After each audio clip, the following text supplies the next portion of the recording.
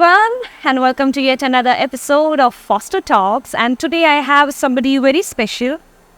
Normally we talk to a lot of authors. Yes, she is an author, but there's a lot more. She's the youngest TED speaker in India. Not right now, it was years before. She's grown up after that. But then yeah, she was the youngest TED speaker in India. And today I would love to welcome Ishita Katyal onto Foster Talks. Welcome, Ishita. Thank you so much for coming here today. Well, during this episode or this 10-20 minutes of talk that we are having, I would really love to understand from you about your journey. Because as far as I've understood your journey, you've been an author. Right. You published your first book while you were 10 years old. 8 years old. 8 years old. Oh my God. Okay. 8 years old. So basically that's way before, it's after the toddler age. Before being a teenager, before even being called a young adult or however you want to put it. Oh my God. How did that happen? Right. So I remember at that age, everyone has like a knack to do something on the other. You have passion and you don't know how to explore it. Really? And for me, the one thing that kept, hitting me in my head was I want to do something impactful, but I don't know what. Okay? And at that age, it's so many things. When someone asks you, what do you want to be? You might say, I want to be an astronaut and I want to be this and this. You want to explore everything. So I remember I found that something I really love doing is writing. I must say, once I started penning down my thoughts, I didn't know where exactly to take them. Okay, sometimes it would be my personal diary. Sometimes I wanted to do research. But interesting. One day I figured out that what's something that's so sacred to me. Okay, and that is writing in my personal diary. And I got the idea that if that's something I love doing so much, why can't I take this and turn it into a book? So did you used to have a diary, like Dear Diary? Yeah. You really had a lock on it. Oh my God, okay, fun. Okay, done. Okay. Yeah. Go ahead. I thought that, this is something that's so sacred to me. I'm sure every child out there will have a diary sacred to them. Yeah. Or if not a diary, they'll have stories sacred. Yeah. So, I thought that this is something that resonates with me and might resonate with so many, not just children, but also parents.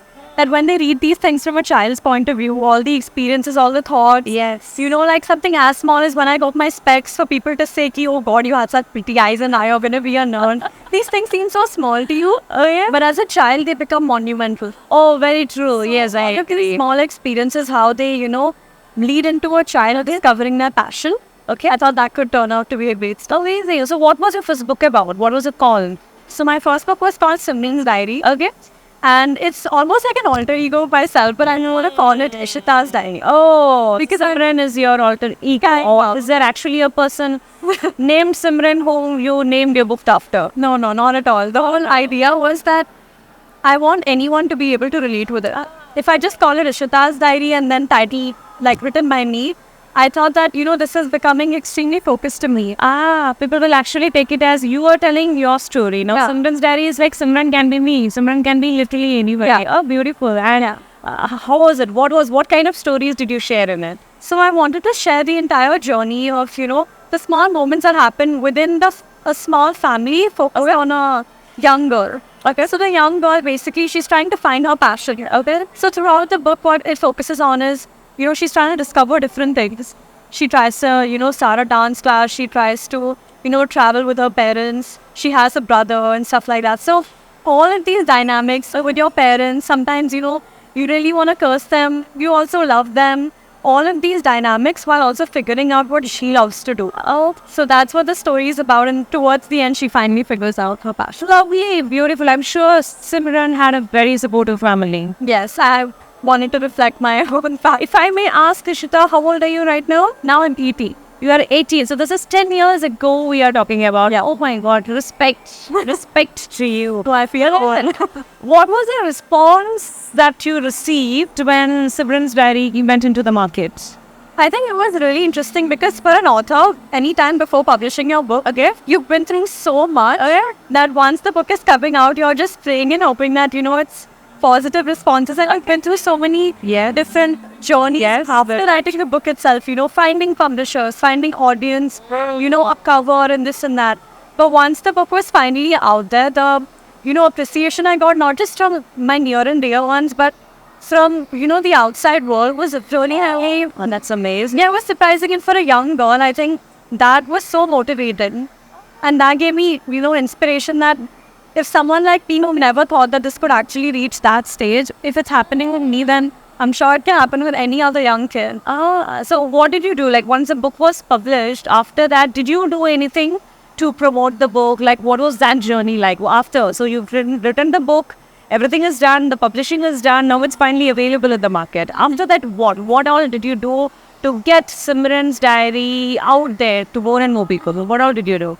I thought that the best thing is like start with my own community, okay? So since I was such a young girl in a school, I thought the best thing to do is, use my school's environment, use the children around me. So I remember within my own school, I used to try to, have pop-ups and get people to like, art with it. And at a more larger scale, I think after I had written my book, sometimes you get invited to speak at places about it. So expanding on those things, I thought that while these things keep happening, I need to have other avenues as well. So that's when I got into TEDx. Oh, wow. Organized my own event in my space. And I think from that, people also, it garnered attention for me and my team as well. So this is you at what age did you do a TEDx at your school? I think it must have been a year or two later, 9 or 10 years. Oh, 10 years means you are in what, 5th standard? Maybe. Oh my God, and you organized an entire TEDx in your school. Yeah, it was for the youth by the age. So me and like a team of young amazing. So who was the speaker at that time? So we had people apply from within the school. Okay. So we called the whole motto of the event was for the youth by the youth. Oh. So any person that had a story, any student. Yes. When you think of TEDx, you think, how can I get that platform? Yes. So we wanted to give it to every child there. We had a girl who spoke about building a robot for her mother to help, make the household work easier. Amazing. So all of these small ideas from students, performances from students. Okay. How did that TEDx that you organized lead you to becoming the youngest TED speaker? Noble, that too. So TEDx's, I know we have a lot of TEDx events happening across India. A lot of colleges, schools today are doing it. But then TED is a global event. So there's a huge difference between TEDx and TED. How did that journey happen? Where did that come from? I mean, I'm as surprised. I remember when I got the mail. The invite mail, and I was in tears. I was looking at my mom and I was like, I don't think this is true. This was my dream. Because I grew up watching, going on TED.com and watching videos. I remember there was another young girl called Adora Switak. And I used to love watching her talks. Now when I got the mail, I was like, is this TED? Is this for real? But the whole journey I think was really insane is because when you apply for a TEDx license, you have to, diligently have meetings, have interviews. Yes. And because I was so young, those things exposed me to learn even more. And because of my book and because of being, at the time I was the youngest organizer. Yeah. So because of that, I think it garnered attention that, there's a young girl who's actually willing to talk about things. So that's how I got the opportunity to. Amazing. And what did you talk about during your TED? Of course, I watched it. I'm asking that question for the people who are watching the show today. But then what was the talk about? So my talk was about my dreams for the world as a child, okay? So I was talking about how I imagine the world to be, okay, from a child's point of view, because sometimes I think adults take the world so seriously, they forget to think about that child in them. Yes, true. So I talked about that and connected it with the problems of the world. So, the different, so not exactly first world problems, but the real rooted problems, in the education system, whether it is, in peace and war. So things like this, I wanted to connect it to, the child in you and not taking the world too seriously while battling the problems at hand. 10-year-olds and you were trying to communicate all these tales to the world. Oh my God. I mean, hats off to you, girl. Hats off to you. That's an amazing stuff. And then from there, how has your journey been? And also, I'm very curious.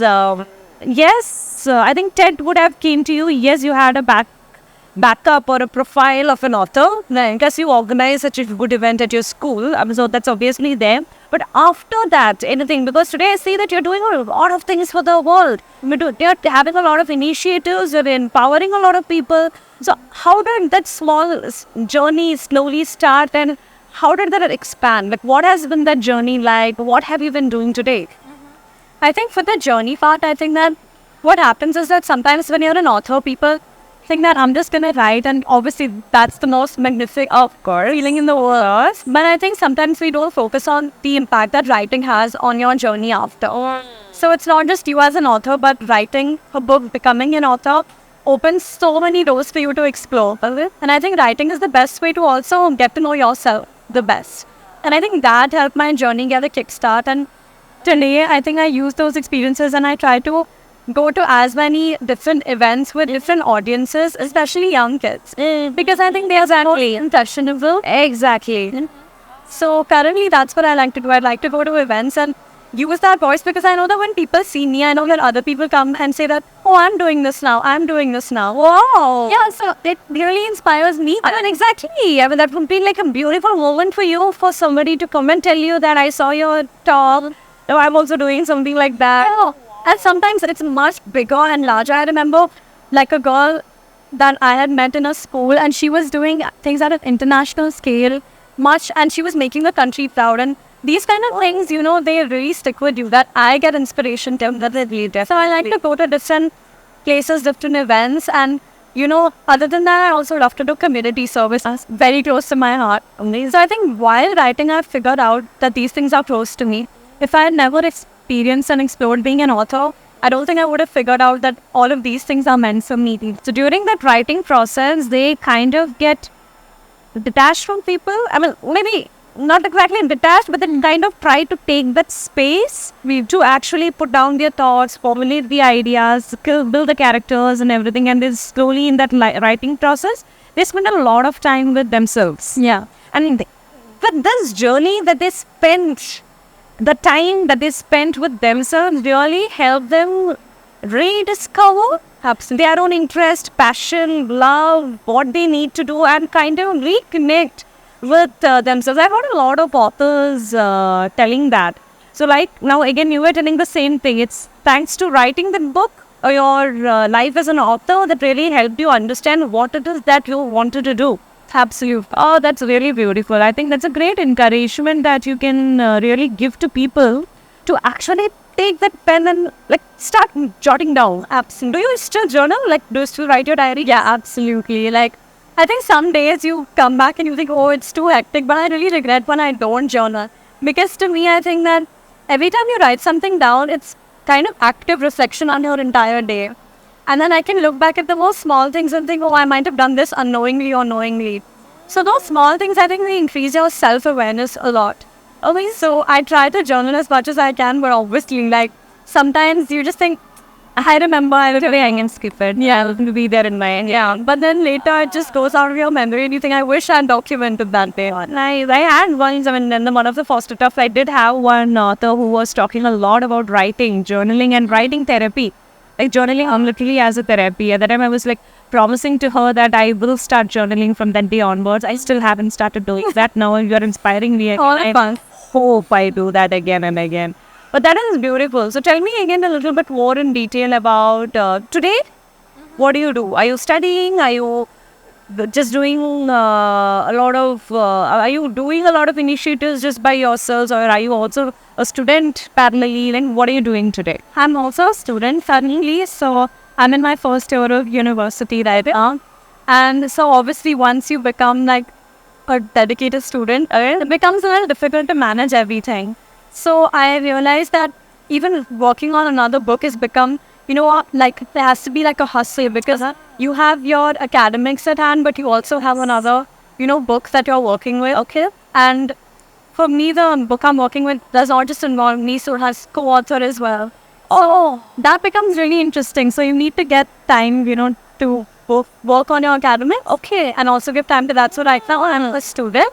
But I also like to go to events whenever the time works out, made my academics. Very true. If it does like balance out, and I'm also working on another. Amazing. So you're telling me that the next book that you're working in, you're co-writing it with somebody else. Wow, I didn't have any co-author in the show till now. So how was that experience? Like, how was it like? How was the experience with? It's really interesting because when you write it by yourself, you know, sometimes you can scribble and mess around and you delete everything, you restart. But when you have another person, it's an entirely fresh perspective.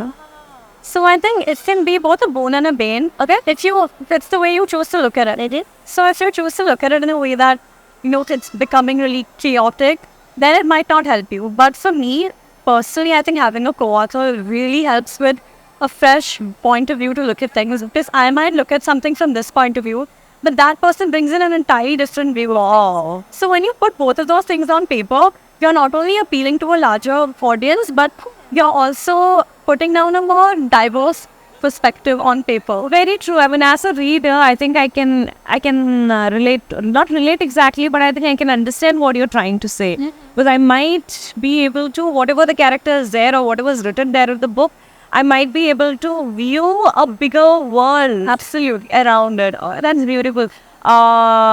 What is the book about? I mean, if I may ask. Yeah, it's something about like parenting, but also from the child's point of view as well. Oh, So it's something that my mother and I want to work on, and I don't think we've rarely seen books that talk about relationships between parents from both point of view. Okay, so there's so many things that children navigate, like there's relationships, there's studies, there's all of these things.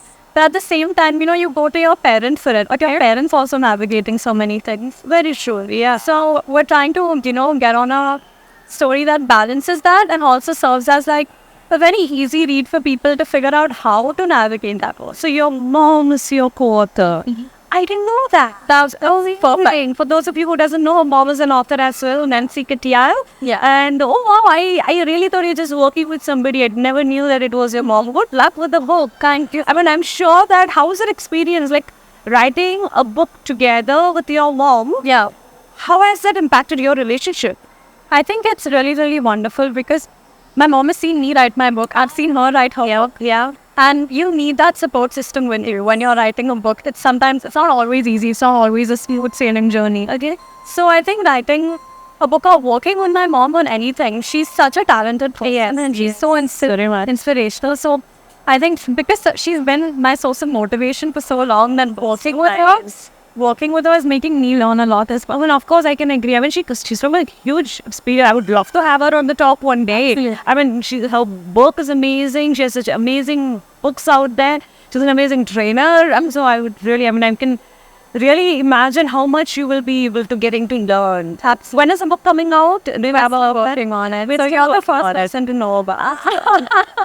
Let's good luck. I'll keep it as a secret. Now the people know, but we know that we really need to look forward to that. Absolutely. I mean, that's really a great journey at all. I mean, what would your advice be? Now I'm really curious. So you are an author. When you published your book, that was so many years ago. Yeah. You might still be young, but technically your book was published 10 years ago. And you've had an amazing journey after that. So what would your advice be to today's authors? I wouldn't say the experienced authors who have published multiple books, but other new budding authors, the young guys, or even somebody at 40 who's actually trying to debut with the book. Right. Would you have any message that you would want to give them in terms of how to approach? Because writing process is theirs. Absolutely. Now, after writing, after publishing it, let it be self-publishing, let it be with a publisher, let it be with marketing money, without marketing money. But what would your message be to them? My message, of course, about writing, I don't think everyone's process, like you said, is so individual.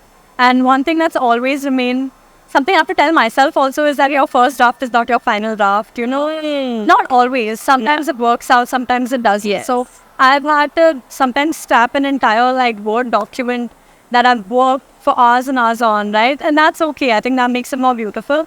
About publishing, I think for me, I've had a lot of lessons while publishing my own book, which was that you have to sometimes really approach so many people if you're not from the industry. Yeah. And that, trust me, is what makes it more beautiful, because at the end of it, at the culmination of the journey, when you realize, who you've reached out to and who corresponds to your message. Yeah. So when, those people meet, there's a meeting point of it, people who properly correspond.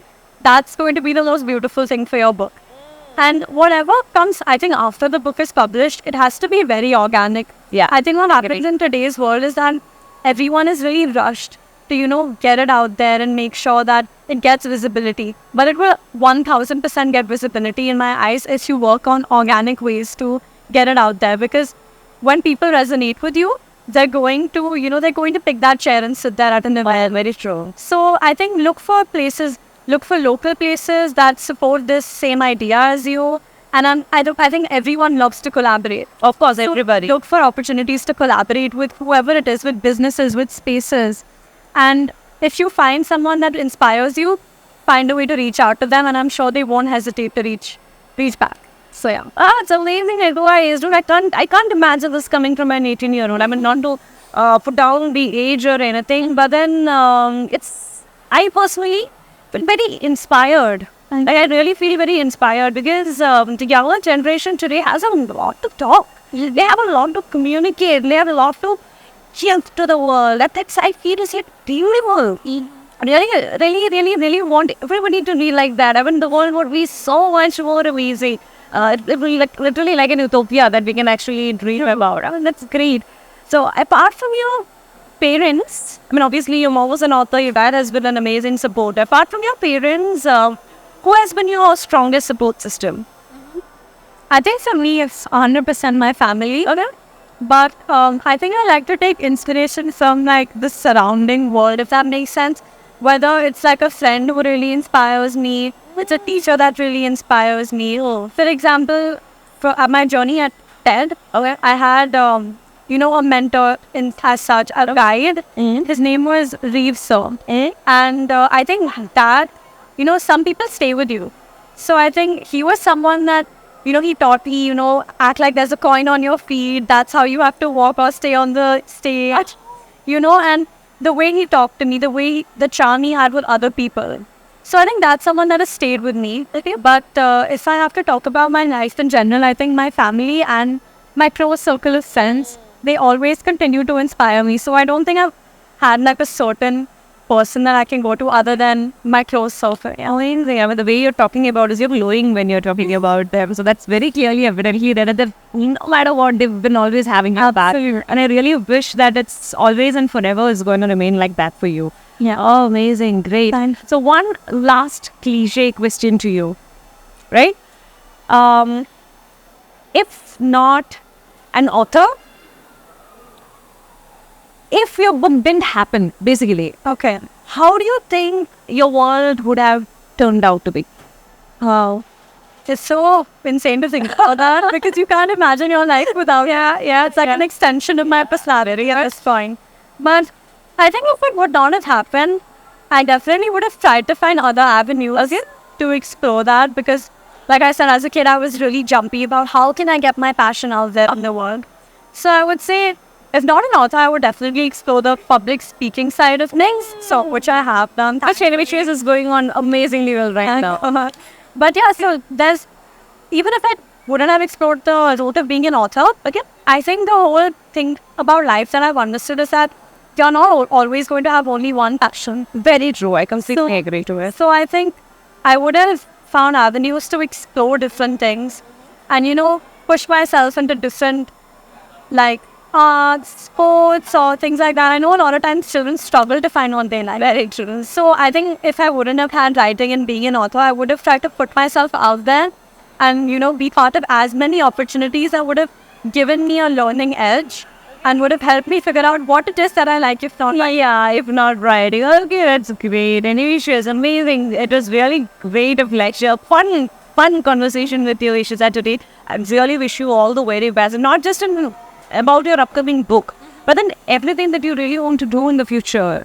Every single passion that you're holding on to, the change that you want to bring onto this world, the book that you want to release again, working with your mom, your relationships, everything. I wish you all the very best. And I really am telling you this from holding on to my heart, literally holding on to my heart. It's you are an inspiration to a lot. I mean, it's not easy doing what you're doing today. I mean, I think I might have got stuck if I had been in such a position. But it's amazing to see how you've nurtured yourselves from just publishing just a book and then developing things out of it getting things out to the public, communicating, making sure your voice is heard. It's a huge thing and an amazing work out of it. Thank you so much for being part of Foster Talks today. And thank you for having nice people like you. I loved having you. Yeah, I had another talk with another author who's a 15-year-old, and today I'm having a talk with you. The world is an amazing space to be. Age is just a number. However young you are, we hear people starting new businesses at the age of 80. There are stories out there. Age is just a number. It's just ultimately, it's a proof that if you really want something and you really believe in that, you just go out there and get it. So get it. I mean, it's as simple as that. People like you are examples for us for those matters. So thanks a lot for that. And it's really amazing to see that. Any last message you would want to tell to the people? I would just say thank you for this. Even talking to you, it's people like you, it's platforms like these that motivate these ideas to come out there. And if it wasn't for people like you, I don't think these, important conversations would happen. So thank you so much. That's very sweet of you to say. Anyways, yes, with this we coming to an end of today's talk. That's Ishita Katyal, already a superstar and already an author, but wishing and hoping that she's going to be a mega star in the future. Thanks a lot, Ishita. Thanks, lovely having you here today, and good luck. Thank you.